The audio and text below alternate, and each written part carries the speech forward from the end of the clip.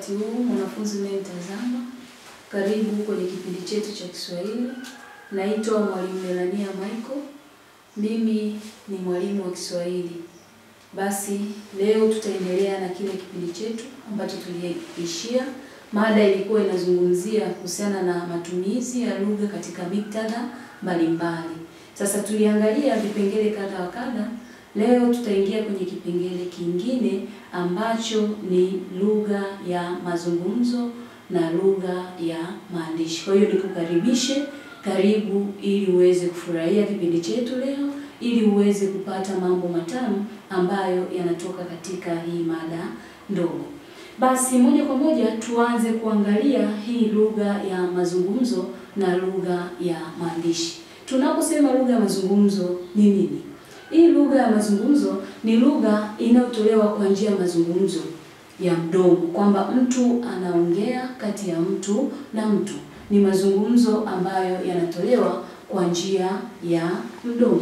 Lakini lugha hii ya mazungumzo mara nyingi yenyewe hukutanisha ana kwa ana kati ya anayezungumza pamoja na anayesikiliza. Kwa hiyo lazima wawepo mzungumzaji upande mmoja, lakini pia anakuwapo na msikilizaji upande mwingine. Kwa hiyo haya mazungumzo yaweze kuwa mazuri na yanayoeleweka, lazima hizi pande zote mbili ziwepo.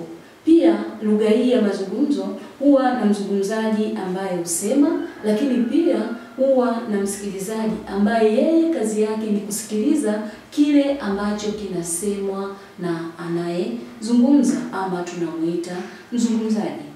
Lakini pia hii lugha ya mazungumzo huonyesha hali ya mzungumzaji. Kwa mfano, hata mimi hapa ninayefundisha ninazungumza. Sasa huonyesha kama nina huzuni.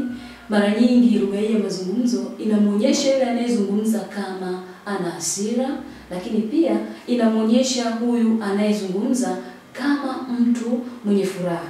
Tunaona katika mazungumzo yetu itategemeana kile ambacho kinazungumzwa.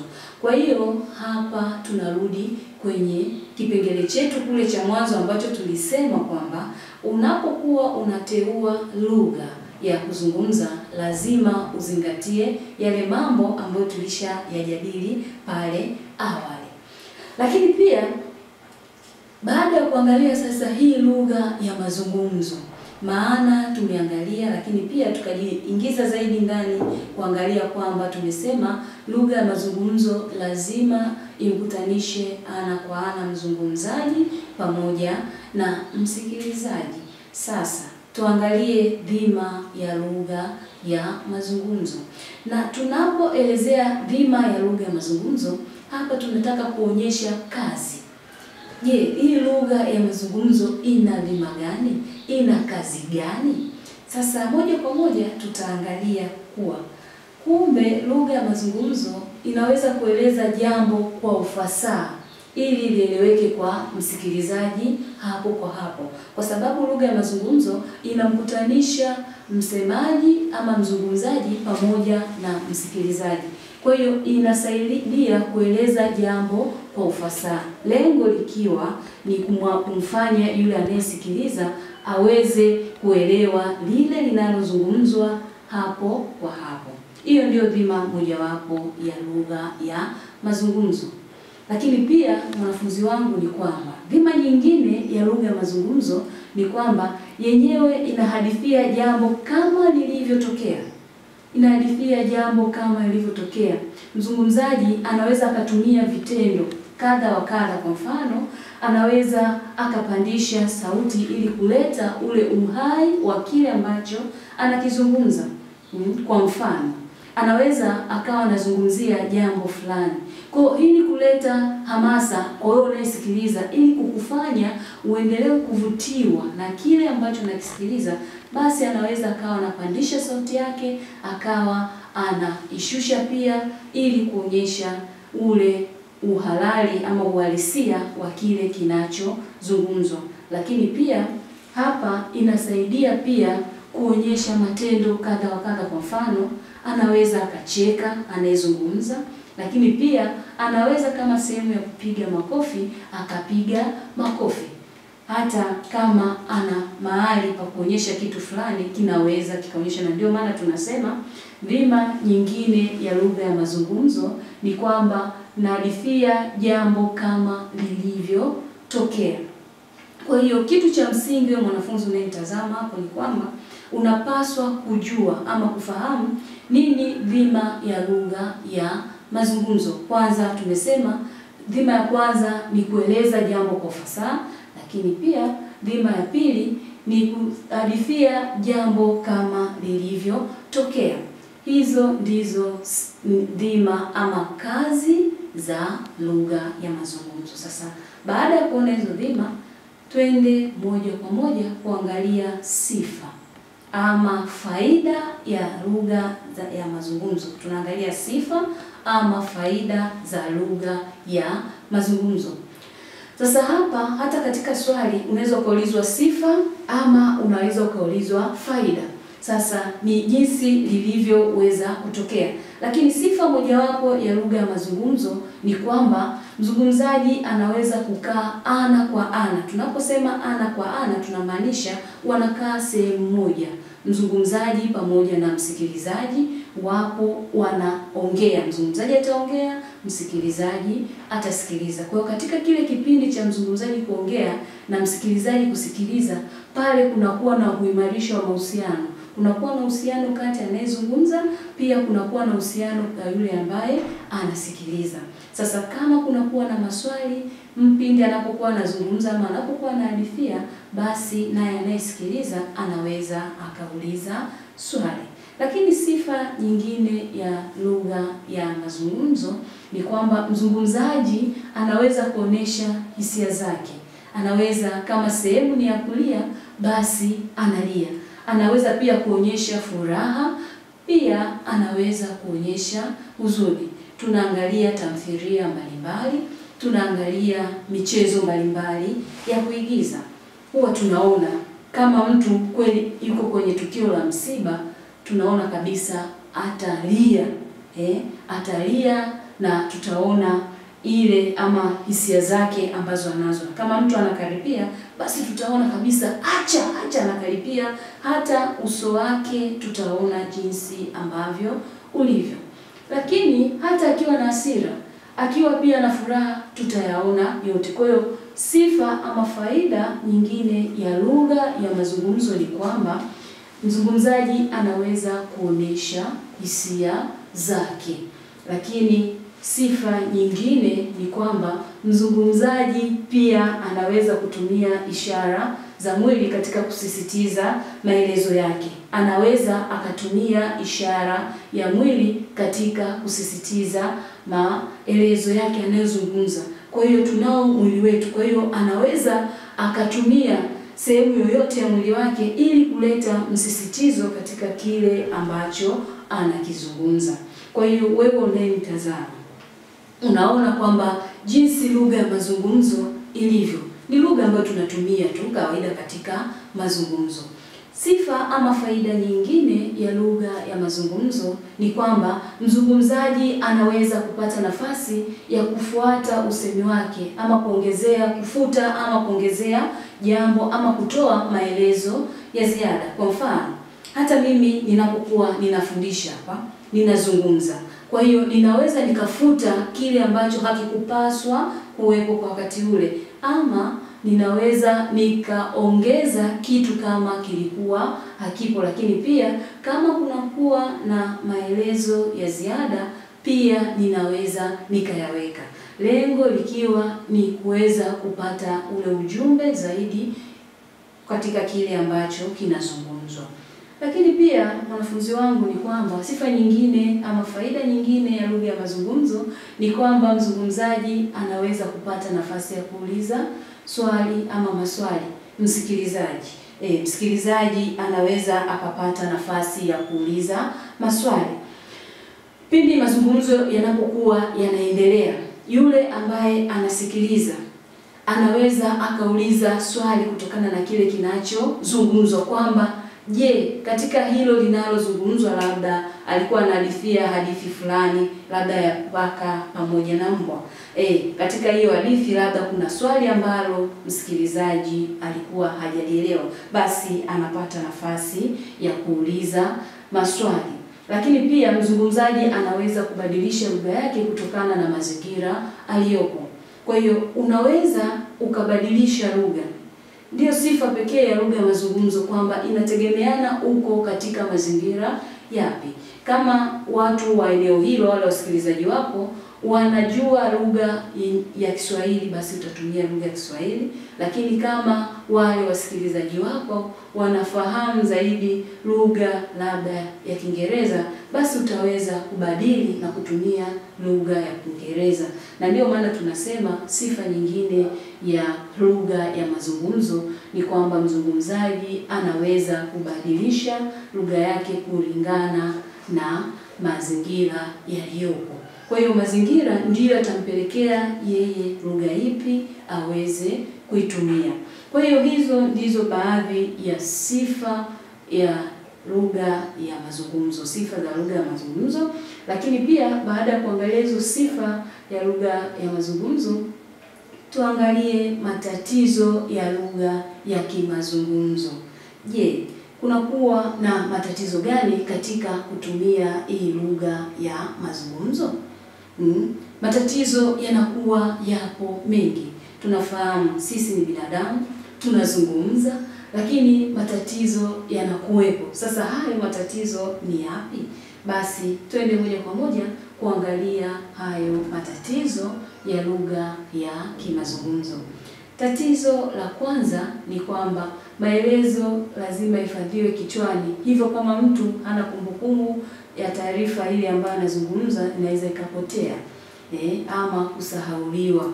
Kwa hiyo kwa kuwa lugha ya mazungumzo inahifadhiwa kichwani, inaweza ikapotea wakati wowote. Tunafahamu tunapokuwa tunazungumza tunatoa maneno wapi? Kichwani. Sasa kama mtu anakuwa hajahifadhi vizuri hayo maneno ama hizo taarifa ndani ya kichwa chake, basi inaweza ile taarifa ikatolewa kupotea ama ikatolewa tofauti na vile ambavyo inapaswa kutolewa.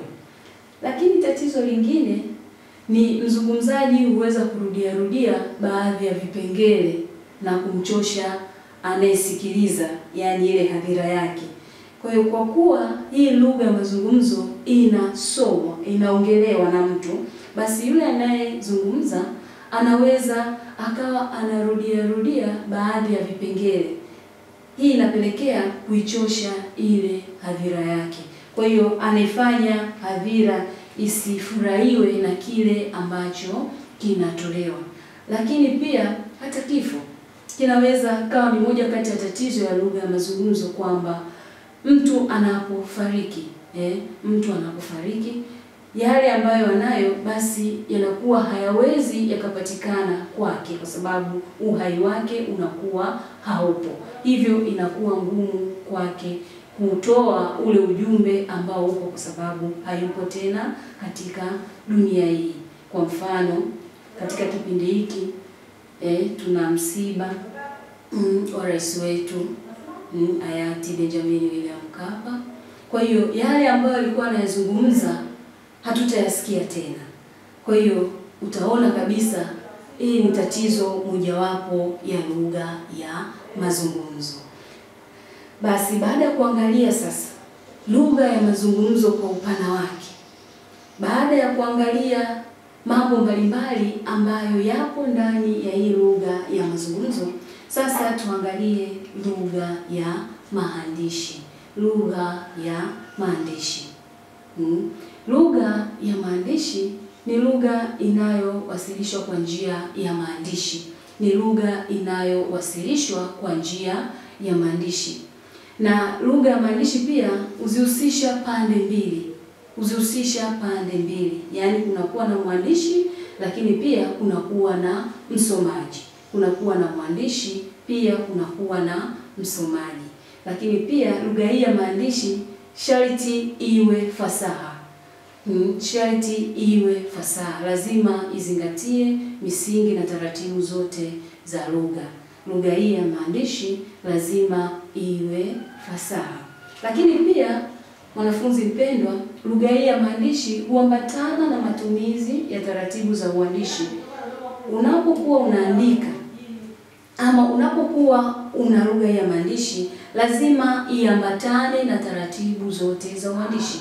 Lazima tuone kituo, ina maana lazima tuone pia matumizi ya herufi kubwa. Lazima tuone hayo maandishi yako yawe katika aya. Kwa hiyo hizo ndizo taratibu ambazo tunakutana nazo pindi tunapozungumzia hii lugha ya maandishi. Lakini pia ndani ya hii lugha ya maandishi tunaona kabisa nyenzo kubwa ya uwasilishaji wake ni maandishi. Kwa hiyo unapozungumzia lugha ya maandishi, sifa yake ya kwanza ni kwamba nyenzo yake kubwa ya uwasilishaji ni maandishi. Kwa hiyo ndiyo sifa ya kwanza kabisa ya lugha ya maandishi. Lakini ukiangalia sifa ya pili ya lugha ya maandishi ni kwamba haiwezi kubadilika. Inavyoandikwa itakuwa hivyo hivyo. Labda litolewe toleo lingine ndio itaweza kubadilika. Lugha hii ya maandishi tunaona katika vitabu, kama kunakuwa na makosa yametokea kwenye toleo lile la awali, basi mabadiliko yake yatafanyika kwenye toleo linalofuata. Kwa kipindi hicho mabadiliko hayawezi yakafanyika. Lakini pia hii lugha ya maandishi, sifa yake nyingine, hudumu kwa muda mrefu kama kumbukumbu baada ya kuandikwa. Tunafahamu lazima iandikwe na tumesema nyenzo yake kuu ni maandishi. Kwa hiyo inapokuwa inahifadhiwa kwenye maandishi, yenyewe inakuwa inadumu muda mrefu. Inakaa kwa muda mrefu kama kumbukumbu. Lakini sifa nyingine ni kwamba hii lugha ya maandishi, mwandishi na msomaji, mwandishi anakuwa ni chanzo na yule msomaji anakuwa kikomo. Kwa nini mwandishi ni chanzo? Mwandishi ni chanzo kwa sababu yeye ndiye anayeandika. Yeye ndiye aliyetengeneza lengo la yale maandishi. Na ndio maana tunasema chanzo, kwa sababu kilichoandikwa chote kimetokana na yeye, mawazo yake. Kwa hiyo mwandishi yeye anakuwa ni chanzo kwenye kile ambacho amekiandika, lakini msomaji ama msikilizaji yeye anakuwa ni kikomo. Kwa nini ni kikomo? Kwa sababu yeye ndiye anayesoma ile kazi. Yeye ndiye anayekula. Mwandishi anaandaa, lakini msomaji yeye ndiye anayesoma. Kwa hiyo ndiye anayeichukua ile kazi. Kwa hiyo baada ya kuangalia sasa sifa za lugha ya maandishi, hizo ndizo baadhi ya sifa ya lugha ya maandishi. Sasa baada ya kuangalia sifa, tuangalie ubora. Ubora wa lugha ya maandishi. Lugha ya maandishi inawezesha watu walio mbali kuwasiliana. Tunayo magazeti. Yale magazeti yameandikwa, yametumia lugha kuandika. Tunavyo vitabu. Kwa hiyo utakuta labda mwandishi yuko hapa Morogoro, ameandika kitabu chake, lakini si watu wa eneo hili tu ambao watasoma kile kitabu. Tunao waandishi wengi hapa ambao wana kazi zao mbalimbali, kwa mfano Kivuli cha Mvumo na wengineo. Kwa hiyo kazi zote hizi si kwamba zitasomwa ndani ya huu mkoa wa Morogoro. Zitaenda mbali zaidi. Wako watu wa Dar es Salaam watasoma, wako Dodoma watasoma, Tabora watasoma na mikoa mingine mingi. Kwa hiyo lugha ya maandishi inawezesha watu waliokuwa mbali kuwasiliana, kupata ule ujumbe ambao upo, kupata yale maneno ambayo mwandishi ameyakusudia kuyafikisha kwa jamii yake. Vile vile hii lugha ya maandishi huweza kudumu kwa maelezo, kwa sababu maneno yakiandikwa huwa hayawezi kufutika yakitunzwa vizuri. Kwa hiyo yenyewe yanaweza yakadumu kwa maelezo, yanaweza kadumu kwa muda mrefu, kwa sababu maneno yakishaandikwa hayawezi kufutika. Na ndio maana tunaona vitabu mbalimbali, vitabu ambavyo vimekaa. Yako mashairi ambayo yaliandikwa karne ile ya 10 na tunasoma katika, ukisoma ile mada ya asili ya Kiswahili utaona kule yameweka kama kumbukumbu. Lakini pia ukiangalia hata kazi mbalimbali ambazo zilikuwepo zamani zimehifadhiwa mpaka leo tunazisoma. Kwa hiyo kumbe lugha ya maandishi ubora wake ni kwamba huweza kudumu kwa muda mrefu. Lakini pia lugha hii ya maandishi hustawisha sarufi ya lugha na misingi yake. Lugha hii ya maandishi inastawisha sarufi ya lugha na misingi yake. Kwa sababu gani? Kwa sababu mwandishi huhakikisha kwamba anazingatia kwa makini kanuni za kisarufi. Mwandishi hawezi akaandika bila kuzingatia kanuni zile za msingi za kisarufi, lazima azizingatie. Na wanapokuwa wanaandika huwa wanahaririwa. Kwa hiyo kama hajatumia zile kanuni za kisarufi, basi atapewa marekebisho, ataendelea. Na ndio maana tunasema lugha ya maandishi ni bora. Kwa nini? Kwa sababu mwandishi hustawisha sarufi ya lugha na misingi yake, kwani huhakikisha anatumia vyema kanuni za kisarufi. Lakini pia ubora mwingine ni kwamba mwandishi analazimika kuandika kwa uwazi na kwa kuzingatia kanuni na miiko yote ya uandishi. Ziko kanuni ambazo zinawaongoza waandishi katika kuandika kwao. Kwa hiyo ndani ya hii lugha ya maandishi, mwandishi atalazimika kuandika kwa uwazi na kwa kuzingatia kanuni na miiko yote ya uandishi. Kwa hiyo katika kuandika kwake yeye atakachokuwa analazimika kuandika vitu ambavyo viko ndani ya jamii yake, lakini katika kuandika huko lazima azingatie miiko na kanuni ya kiuandishi. Baada sasa ya kuangalia ubora, huu ni ubora wa lugha ya maandishi. Ubora wa lugha ya maandishi. Wanafunzi wangu, twende tukaangalie moja kwa moja udhaifu wa lugha ya maandishi. Je, lugha hii ya maandishi ina udhaifu gani? Je, lugha hii ya maandishi ina kasoro zipi? Kasoro ya kwanza ama udhaifu wa kwanza ni kwamba lugha hii hutumika tu na wale wanaojua kusoma na kuandika. Tunafahamu ni lugha ya maandishi, kwa hiyo imewekwa katika maandishi. Wasiojua kusoma na kuandika hawawezi kutumia, hadi kwa kusaidiwa na wale wanaojua kusoma. Kwa hiyo kwa kuwa imewekwa kwenye maandishi, basi ipo kwa ajili ya wale wanaojua kusoma na kuandika tu. Kama mtu hajui kusoma, basi hataweza kupata kile ambacho kiko kwenye yale maandishi. Kwa hiyo labda asaidiwe na anayejua kusoma. Kwa hiyo huo ni udhaifu mmoja wapo, kwamba lugha hii ya maandishi hutumika na wale wanaojua kusoma tu na kuandika.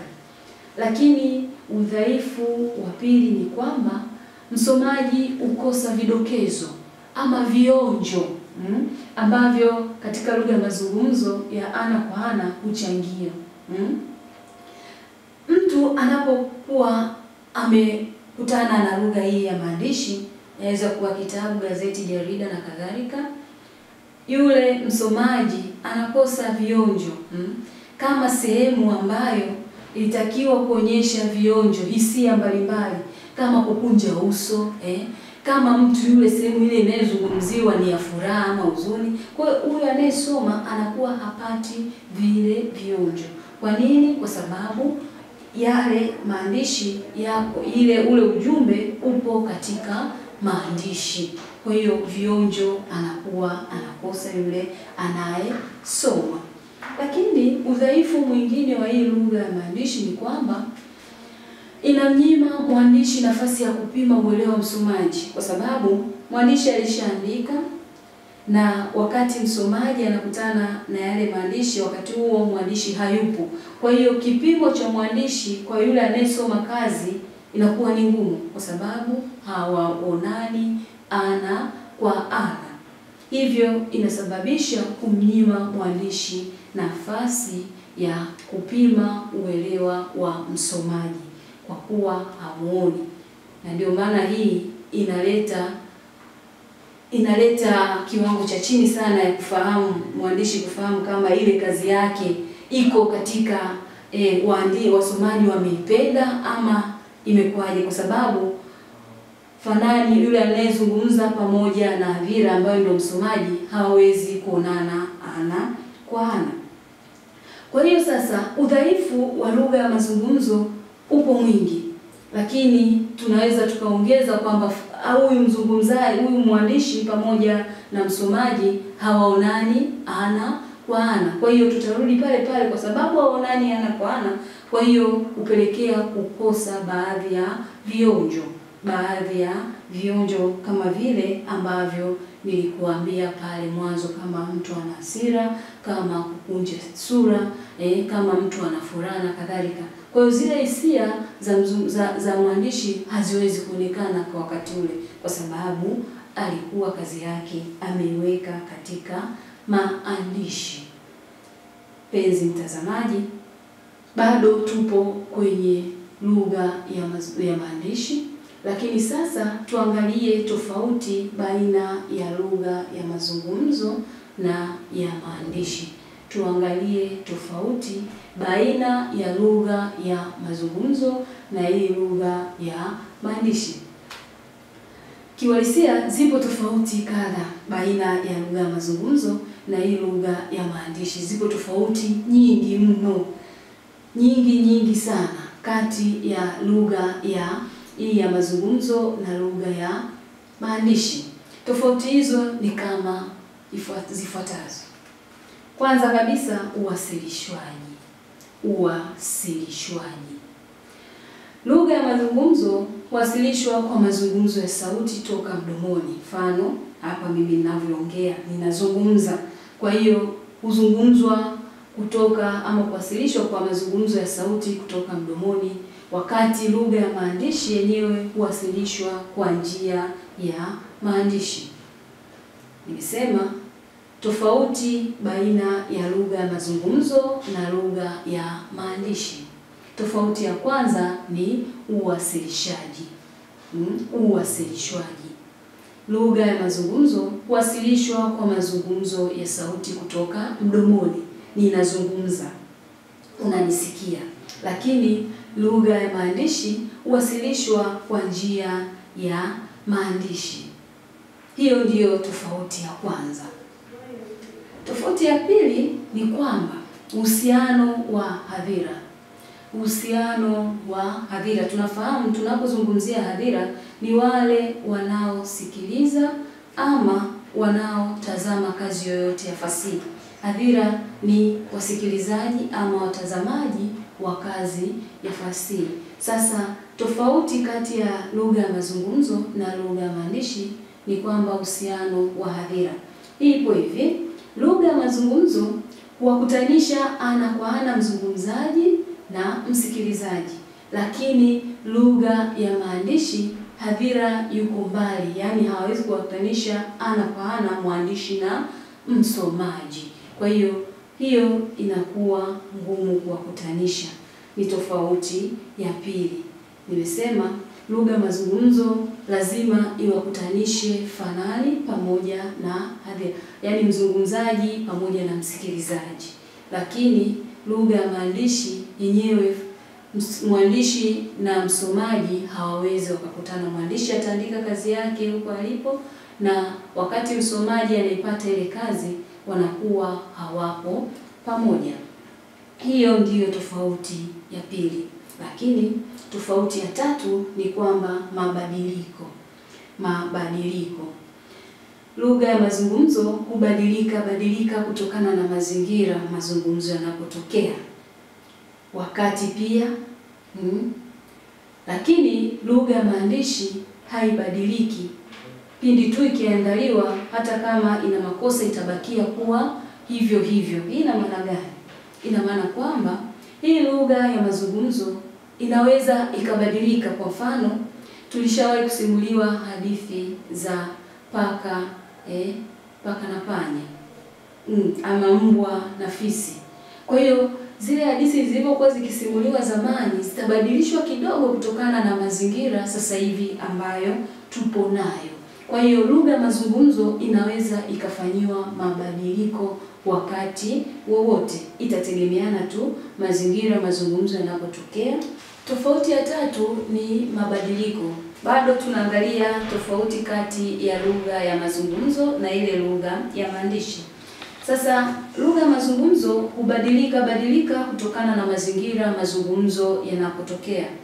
Lugha ya mazungumzo inabadilika wakati wowote, inategemeana tu na sehemu ambayo mazungumzo yanatokea. Lakini si sehemu tu, bali hata muda. Hapa tunazungumzia wakati anapoongea na mtu. Ni wakati gani? Ni muda gani hiyo lugha ya mazungumzo inazungumziwa. Lakini lugha ya maandishi yenyewe haipokei mabadiliko ya papo kwa hapo. Itakapoandikwa ndivyo itakavyokuwepo. Labda ipate mabadiliko katika toleo linalofuata. Kama itakuwa na makosa, basi itakuwa hivyo hivyo mpaka toleo lingine lijalo. Kwa hiyo tofauti ya tatu ya lugha ya mazungumzo na ile lugha ya maandishi ni mabadiliko. Tofauti nyingine ni maandalizi. Maandalizi. Hapa tunaangalia jinsi lugha hizi mbili zinavyoandaliwa. Je, maandalizi yake yakoje? Lugha ya mazungumzo maandalizi yake yakoje? Lakini pia lugha ya maandishi maandalizi yake yakoje? Sasa lugha ya mazungumzo haihitaji maandalizi makubwa. Lugha ya mazungumzo haihitaji maandalizi makubwa. Kwa sababu ni mazungumzo, mtu anakuwa anaandaa tu maneno yake ambayo ataweza kuyazungumza kulingana na mada anayotaka kuzungumza. Lakini ukiangalia lugha ya maandishi yenyewe huhitaji muda, huhitaji utulivu, humhitaji mwandishi afikirie ili aweze kutoa kazi iliyo nzuri, kazi isiyo na makosa. Kwa hiyo maandalizi ya lugha ya mazungumzo si makubwa ukifananisha na maandalizi ya lugha ya maandishi. Lugha ya maandishi inahitaji maandalizi yafanyike makubwa zaidi. Inahitaji utulivu wa mwandishi afikirie vyema jinsi atakavyoitoa kazi yake. Kazi iwe nzuri, isiwe na makosa. Tofauti na lugha ya mazungumzo, mtu anaweza akazungumza akakosea, akarekebisha, akafanya vile itakavyokuwepo kwa wakati huo. Kwa hiyo ni tofauti nyingine. Tuangalie tofauti inayofuata ni uhifadhi. Uhifadhi. Je, hizi lugha mbili zinahifadhiwa vipi? Lugha ya mazungumzo inahifadhiwaje na lugha ya maandishi inahifadhiwaje? Lugha ya mazungumzo kwa sababu ni lugha inayozungumzwa tu, basi huhifadhiwa vichwani. Tunakutana mimi na wewe tunazungumza. Kwa hiyo unapokuwa unapokea kile kinachozungumzwa kinakuwa kinahifadhika katika kichwa. Lakini hii lugha ya maandishi yenyewe huhifadhiwa katika vitabu na majarida mbalimbali. Inahifadhiwa katika vitabu na majarida mbalimbali. Kwa nini inahifadhiwa kwenye vitabu na majarida mbalimbali? Kwa sababu iweze kudumu kwa muda mrefu. Kwa hiyo jambo la msingi kuzingatia katika hii hoja ya uhifadhi ni kwamba hii lugha ya mazungumzo yenyewe inahifadhiwa kichwani, lakini lugha ya maandishi kwa sababu yako kwenye maandishi, basi itahifadhiwa kwenye vitabu pamoja na majarida. Tunaona makala mbalimbali zipo kwenye makumbusho, zimekaa kule, zimehifadhiwa. Kwa hiyo hizo zote ni lugha ya maandishi. Kwa hiyo inaweza ikawa imeandikwa leo, lakini vizazi vijavyo vinaweza vikaisoma ile kazi. Tofauti nyingine ni wahusika. Lugha ya kimazungumzo yenyewe inahitaji wahusika. Wahusika wake ni wengi. Kwa nini wengi? Kwa sababu makundi yote hapa yanakuwepo. Wanaojua kusoma wapo kwenye lugha ya mazungumzo, asiyejua kusoma pia atakuwepo kwenye lugha ya mazungumzo, kwa sababu lugha hii haibagui. Lugha hii inachukua wote, kinachohitajika mtu tu aweze kusikiliza. Kinachohitajika ni mtu aweze kusikiliza kile kinachozungumzwa, na ndio maana tunasema lugha ya mazungumzo ina uhitaji mwingi, ina wahusika wengi. Wahusika wake ni wengi mno. Kwa nini? Kwa sababu wanaojua kusoma, wasiojua kusoma, wote wanakuwa wanapata ule ujumbe ambao uko kwenye lugha ya mazungumzo. Lakini hii lugha ya maandishi yenyewe inabagua. Yenyewe wahusika wake ni wale tu wanaojua kusoma na kuandika. Wahusika wake ni wale tu wanaojua kusoma na kuandika. Kwa hiyo hata ile kazi iliyowekwa kwenye maandishi itakuwa haiwafikii hadhira yote ambayo ipo, kwa sababu wahusika wa lugha ya maandishi ni wale wanaojua kusoma na kuandika tu. Hiyo ni tofauti nyingine iliyopo kati ya lugha ya mazungumzo na lugha ile ya maandishi. Tofauti nyingine ni gharama. Gharama. Tunapozungumzia gharama hapa, tunazungumzia gharama iliyopo kati ya lugha ya mazungumzo. Je, inafanana na ile gharama iliyopo kati ya lugha hii ya maandishi? Tuko kwenye tofauti kati ya hizi lugha mbili. Sasa lugha ya mazungumzo yenyewe haihitaji gharama nje ya kutumia tu zile ala za sauti. Tunaposema ala za sauti ni zile ala zinazotusaidia kutamka maneno. Kwa hiyo mtu anayehitajika tu pale ni mzungumzaji aweze kutamka vizuri, aweze kusema maneno yake vizuri ili msikilizaji aweze kusikiliza kile anachokizungumza. Lakini ukiangalia katika lugha ya maandishi inahitaji gharama nyingi. Inakuwa na gharama kubwa. Ukianza na maandalizi yake itahitaji vifaa, lakini pia lazima ile kazi ichapwe. Kwa hiyo ukienda kuchapwa pia ni gharama nyingine. Na zaidi ya kuchapa, huyu ambaye anataka kuisoma ile kazi lazima akainunue. Kwa hiyo ni gharama nyingine tofauti na lugha ya kimazungumzo. Kwa hiyo mwanafunzi, utaona dhahiri kwamba hii lugha ya mazungumzo yenyewe haina gharama. Ni muda wako tu kukaa na kuweza kupata kile ambacho kinatakiwa kuzungumzwa, tofauti na hii lugha ya kimaandishi. Kwa hiyo wanafunzi wangu, ni kwamba hizo ndizo tofauti kati ya lugha ya mazungumzo na lugha ile ya maandishi. Tumeangalia tofauti nyingi katika makundi mbalimbali. Kwa hiyo baada ya kuangalia hizo tofauti kati ya lugha ya mazungumzo na lugha ya maandishi, nataka nikupeleke kwenye kipengele kingine kabisa, japo kipo ndani ya ile mada yetu ambayo tulianza pale awali. Kipengele hiko ni utata katika mawasiliano. Utata katika mawasiliano. Hii nayo ni mada ndogo ndani ya mada kubwa ambayo ni matumizi ya lugha katika muktadha mbalimbali.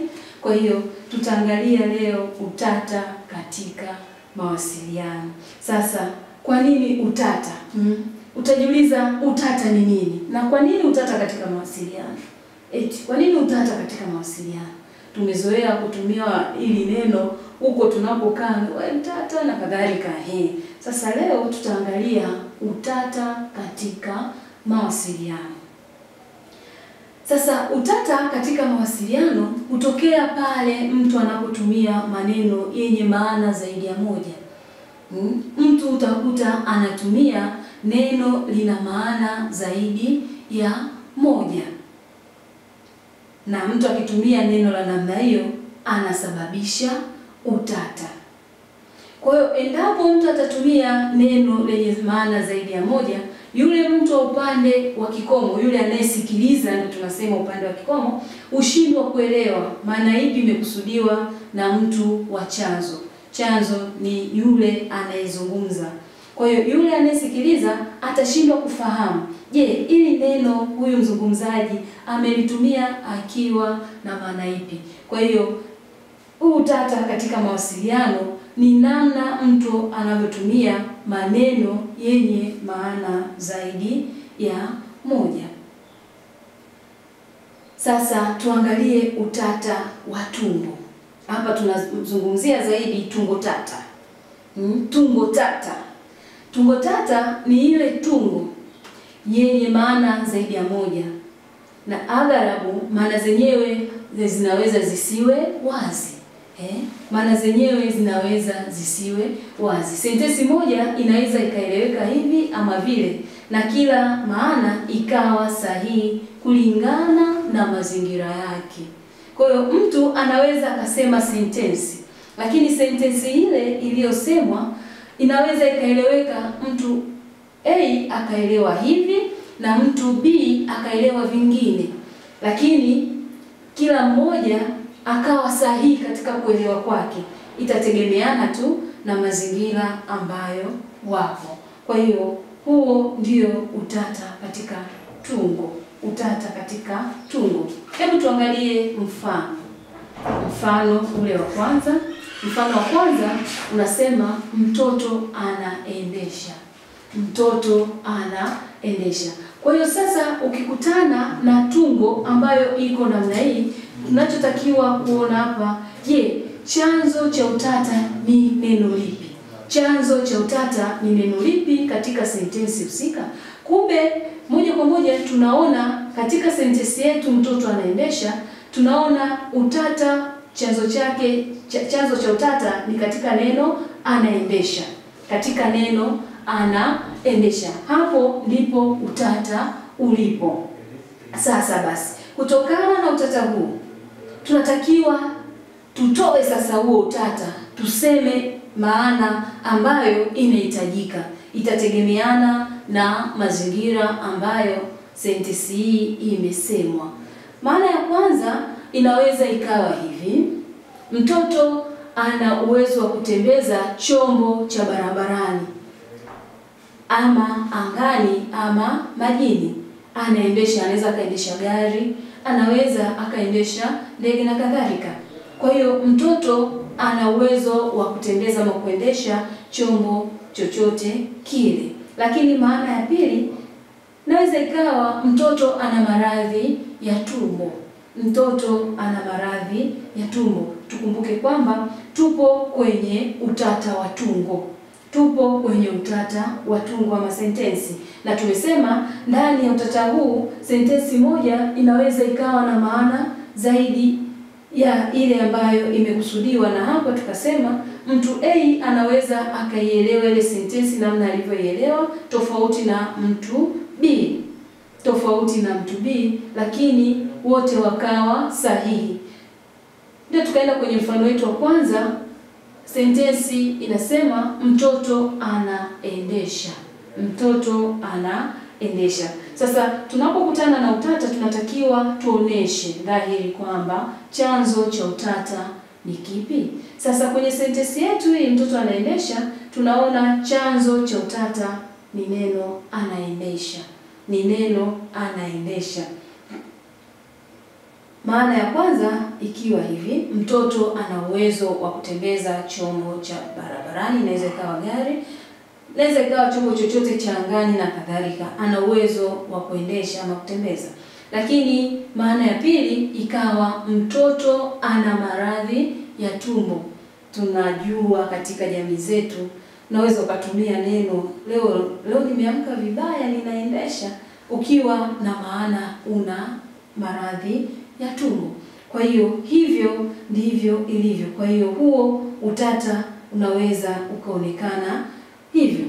Lakini tukiangalia sentensi ya pili inasomeka hivi: shuleni kwetu hatuna mwalimu wa Kiingereza.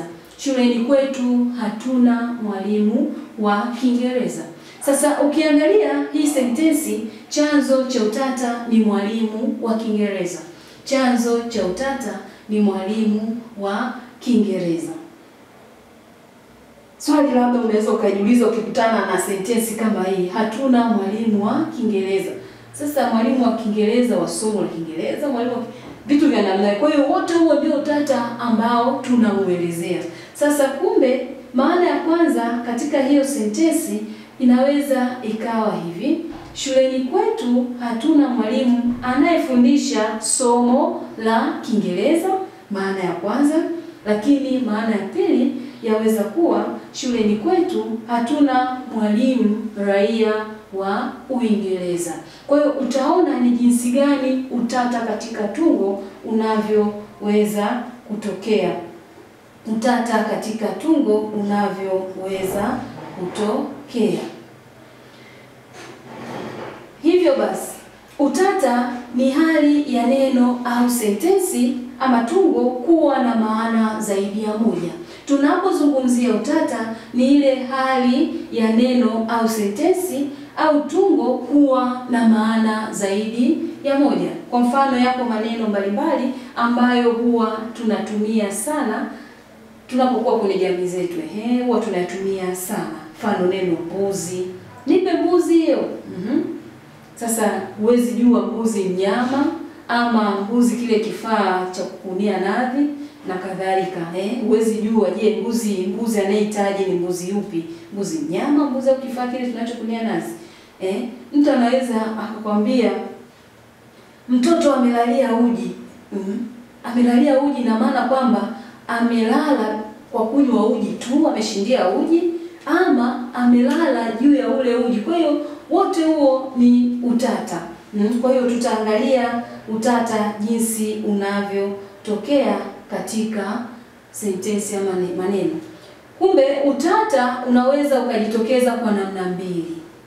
Utata unaweza kujitokeza kwa namna mbili. Utata unaweza kwanza kabisa ukajitokeza katika maneno. Utata unaweza ukajitokeza katika maneno. Sasa kwa nini tunasema utata katika maneno? Utata katika maneno ni ile hali ya neno kuwa na maana zaidi ya moja. Utata katika maneno ni ile hali ya neno na kuwa na maana zaidi ya moja. Kwa mfano, tunalo neno letu barabara. Neno barabara. Sasa neno hili linaweza likawa na maana zaidi ya moja endapo mtu anayezungumza akalisema kwa namna atakavyoweza yeye. Kwa mfano, nikisema barabara na nikasema barabara, unaniangalia sasa hivi, hayo ni maneno mawili tofauti, lakini hata anavyoandika unaweza kusema yanafanana, lakini ni maneno yenye maana tofauti. Jinsi tu nilivyo yatamka, barabara, barabara. Maana ya kwanza yaweza kuwa njia ipitayo magari pamoja na watu, lakini unaweza ukasema sawa sawa. Amepanga vyombo barabara, amepanga vyombo sawa sawa. Barabara ile ni mbovu sana. Kumbe tunamaanisha njia ile ni mbovu sana. Kwa hiyo huo ni utata katika maneno. Mfano, neno moja leo nimeshalitoa, lakini ninalo neno lingine ambalo ni kata. Kata. Neno hili pia lina maana zaidi ya moja. Neno hili lina maana zaidi ya moja, na neno linaweza likawa na maana zaidi hata ya tatu. Itategemeana tu na neno lenyewe. Neno kata, maana yake ya kwanza tunaweza tukasema ni chombo cha kuchotea maji kutoka mtungini ama mtoni. Chombo cha kuchotea maji kutoka mtungini ama mtoni. Zamani kulikuwa na visima. Watu wanachota maji chini, visima vinachimbwa chini ya ardhi. Kule hadi upate maji lazima udumbukize kitu, kile kinaweza kikaitwa kata. Ama katika mtungi kulikuwa na vikombe ambavyo vinachotewa maji, vina mshikio. Kwa hiyo unadumbukiza kwenye mtungi, unatoa maji, naitwa kata. Na ndio maana ya kwanza tunasema chombo cha kuchotea maji toka mtungini ama mtoni. Lakini maana ya pili ni kutenganisha vitu kwa kutumia kifaa chenye makali. Kifaa hiko kinaweza kikawa kisu, kinaweza kikawa panga na kadhalika. Kwa hiyo kutenganisha vitu, naweza nikatenganisha chaki nikaikata. Kwa hiyo natenganisha enda kwa kukata tu yenyewe, lakini naweza nikatumia kisu, naweza nikatumia panga na kadhalika. Kwa hiyo neno kata maana nyingine ni kutenganisha kitu kwa kutumia kifaa chenye makali. Lakini Maana nyingine ya neno kata ni eneo linalohusisha vijiji kadhaa. Ni eneo linalohusisha vijiji kadhaa. Kwa mfano tunasema kata ya Mji Mpya, ipo kata ya Tushikamane, na kata zipo nyingi kulingana na eneo. Kwa hiyo lile neno pale linakuwa na maana nyingi kulingana na namna litakavyotamkwa.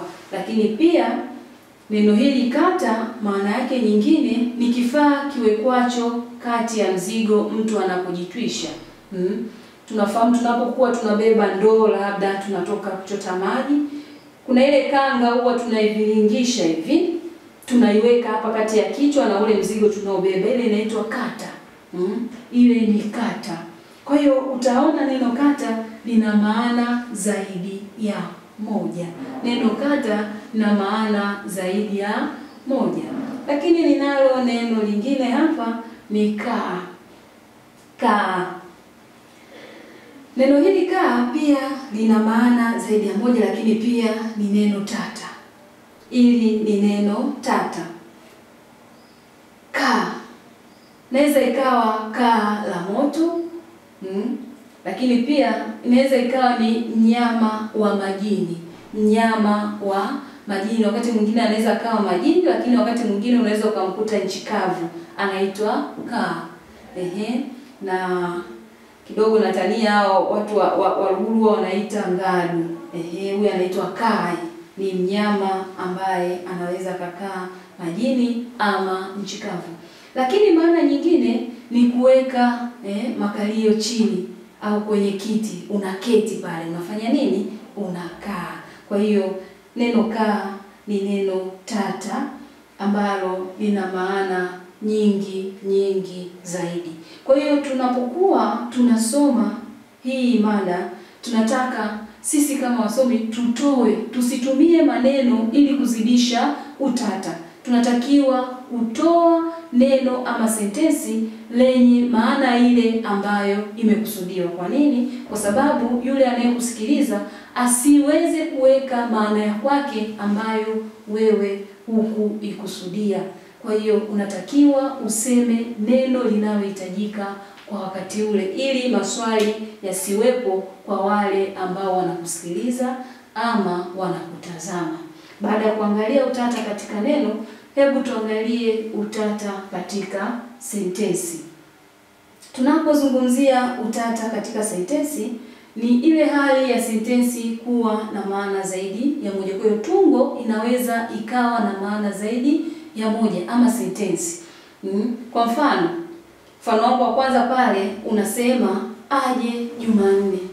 Aje Jumanne. Sasa ukiangalia hii sentensi aje Jumanne, chanzo cha utata katika hii sentensi ni Jumanne. Chanzo cha utata katika hii sentensi ni Jumanne. Kwa nini Jumanne? Kwa sababu hatuwezi tukafahamu hii Jumanne ni siku, hii Jumanne ni jina la mtu, ama Jumanne ni nini? Aje Jumanne, aje siku ya Jumanne, ama aje mtu anaitwa Jumanne. Kwa hiyo huyu mzungumzaji ama anayetakiwa kuzungumza haya anatakiwa aoneshe dhahiri kipi ambacho anakizungumza, kwa sababu ili aweze kutoa utata ambao utabakia kwa yule anayemsikiliza.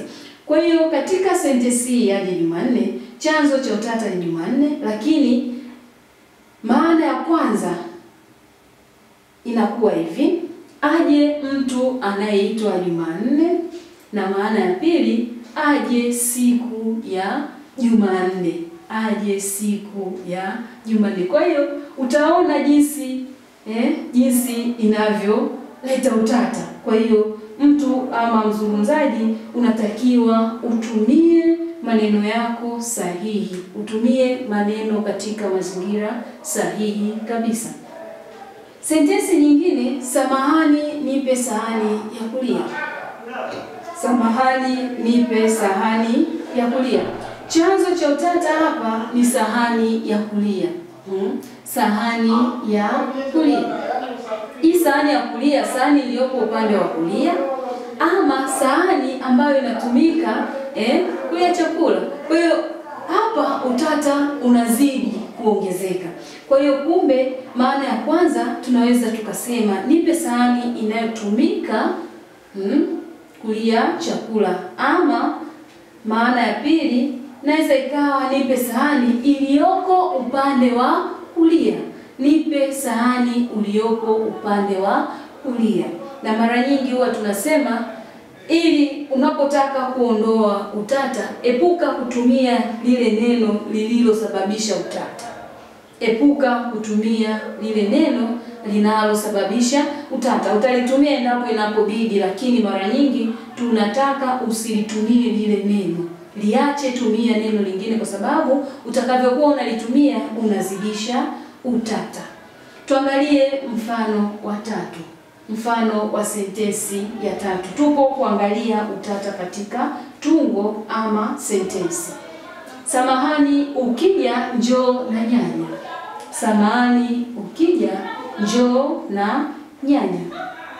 Chanzo cha utata ni nyanya. Chanzo cha utata ni nyanya. Huyu mzungumzaji labda alikuwa anamaanisha ukija njoo na bibi.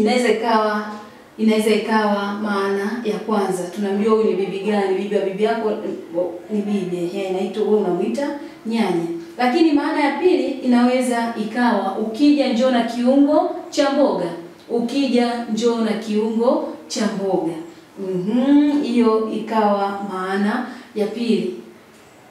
Kuna maana nyingine ambayo wanafunzi wengi huwa wanaitoa, hiyo maana haikubaliki.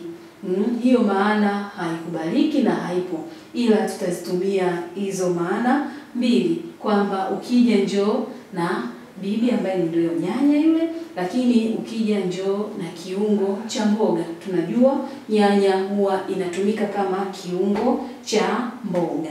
Sasa baada ya kuangalia sasa utata maana yake, utata katika mawasiliano, tukaangalia jinsi utata unavyotokea katika namna mbili, kwamba utata katika maneno lakini pia utata katika sentensi ama tungo. Hebu tuangalie sasa sababu za utata. Kwa nini utata unatokea? Kwa nini utata unatokea? Sababu ni zipi mpaka utata unatokea? Zipo sababu mbalimbali ambazo zinasababisha kutokea kwa utata. Kwanza kabisa, uwezo wa neno moja kuwa na maana zaidi ya moja. Uwezo wa neno kuwa na maana zaidi ya moja. Hii inasababisha utata. Na hayo maneno ni kama vile mbuzi, neno ua, neno pamba, neno uma na kadhalika. Uwezo wa neno moja kuwa na maana zaidi ya moja. Ua langu ni zuri. Ua langu ni zuri. Anaweza kumaanisha kwamba msichana wake ni mzuri, mke wake akimaanisha, ama anaweza kumaanisha mmea wake aliopanda pale ambao unavutia ni mzuri. Kwa hiyo maana ikawa zaidi ya moja. Kumbe sababu inayosababisha kutokea kwa utata, uwezo wa neno kuwa na maana zaidi ya moja. Sababu ya pili inayosababisha utata ni kutozingatia kanuni ama alama za uandishi. Kutozingatia kanuni ama alama za uandishi. Na tunafahamu kwamba zipo alama mbalimbali za uandishi. Tunayo nukta, tunayo alama ya mkato, alama ya kuuliza na alama nyingine nyingi. Sasa kama utakuwa hauzizingatii katika uandishi wako, alama hizi zitakusababishia utata. Zitakusababishia utata. Kwa mfano, tuangalie hizi sentensi hapa. Tulimkuta Asha na rafiki yake Ana. Tulimkuta Asha na rafiki yake Ana. Ukiangalia hii sentensi, alama ya mkato imekaa katika neno yake. Imekaa katika rafiki yake, pale kuna alama ya mkato Ana. Kwa hiyo utaona kabisa hiyo sentensi ya kwanza jinsi hivyo, lakini sentensi ya pili inasomeka hivi: tulimkuta Asha na rafiki yake Ana. Hii sentensi haina alama yoyote katikati. Kwa hiyo ukiangalia hizi sentensi mbili unaweza ukasema ni sentensi zinazofanana. lakini si kweli, kwa sababu yako matumizi pale ya alama ya kiuandishi ambayo ni mkato. Kwa hiyo maana ya kwanza itakuwa ni tofauti na ile maana ya pili. Kwa hiyo sentensi ya kwanza ina maana kuwa tuliwakuta watu wawili, yaani Asha na rafiki wa Asha. Rafiki huyo anaitwa nani? Ana. Maana ya sentensi ya kwanza ilikuwa inamaanisha kwamba tuliwakuta watu wawili, yaani Asha na rafiki wa Asha. Rafiki huyo alikuwa anaitwa nani? Ana. Lakini ile alama ya mkato baada ya neno yake huonyesha kuwa taarifa imekamilika, na neno ana ni ufafanuzi tu wa rafiki yake. Sasa ukiangalia sentensi ile ya pili, sentensi ya pili kwamba tulimkuta Asha na rafiki yake, ile ndio nimesema kwamba sentensi imekamilika tu pale, hakuwa na shida. Lakini hizi sentensi mbili zilikuwa ni sentensi kwa maandishi utaona zimefanana, ni moja, lakini maana inakuwa tofauti. Mfano wa pili, Baba Juma amefika. Baba Juma amefika, lakini sentensi ya pili inasomeka hivi, Baba Juma amefika. Sentensi ya tatu, Baba Juma amefika. Ninazirudia kuzisoma hizi sentensi. Mfano wangu wa pili, sentensi ya kwanza inasomeka hivi, Baba Juma amefika. Sentensi ya pili inasomeka, Baba Juma amefika. Sentensi ya tatu inasomeka hivi, Baba Juma amefika. Sasa ukiangalia hizi sentensi unaweza ukasema zinafanana, lakini sio kweli, kutokana na matumizi ya alama za kiuandishi. Sentensi ya kwanza haina alama yoyote, lakini ile sentensi ya pili mkato uko kwenye neno baba, ikaendelea mpaka mwisho. Sentensi ya tatu mkato upo kwenye neno Baba Juma, mkato ukafata pale, ikaendelea neno linaloendelea. Sasa hii sentensi ya kwanza ina maana kuwa baba yake Juma amewasili ama amefika. Hii sentensi ya kwanza, baba yake Juma amewasili ama amefika, ndio maana anasema Baba Juma amefika. Lakini sentensi ya pili ina maana kwamba baba amepewa taarifa kuwa Juma amewasili ama amefika.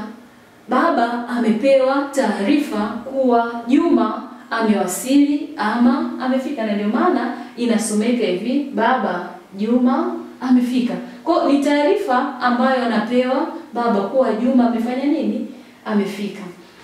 Lakini ukiangalia sentensi ile ya tatu yenyewe inasema Baba Juma amefika. Baba Juma amefika. Kwa hiyo utaweza kuona kwamba jinsi hizi sentensi zilivyo. Kimaandishi unaweza ukaona zinafanana, lakini haya matumizi ya alama za kimaandishi ndizo zinazoweza kuleta huo utofauti. Kwa hiyo wanafunzi wapendwa, leo tutaishia hapa. Nimefurahi kuwa na wewe katika kuangalia hizi mada zetu ambazo leo tumejifunza.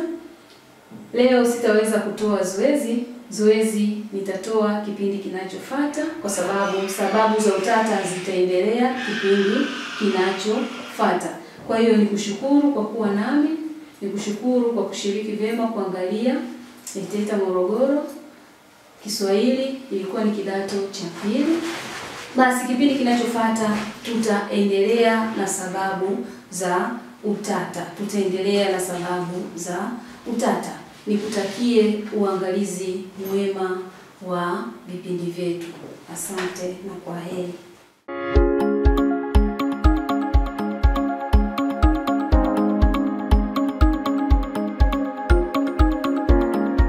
Enlab Innovation Academy inatangaza nafasi za masomo ya Information Technology kwa ngazi ya certificate na diploma kwa wanafunzi waliomaliza kidato cha 4, kidato cha 6 na chuo NTA Level 3. Chuo kipo Kinondoni Vijana jijini Dar es Salaam. Zaidi ya kusoma, mwanafunzi anapewa nafasi ya kuanzisha mradi wa kiteknolojia pamoja na kupatiwa mentor wa kumwongoza. Pia tunamsaidia mwanafunzi kutafuta scholarships pale anapohitimu. Tupigie leo 0677 071 071486 au 0744100231 au tembelea tovuti yetu www.nia.ac.tz.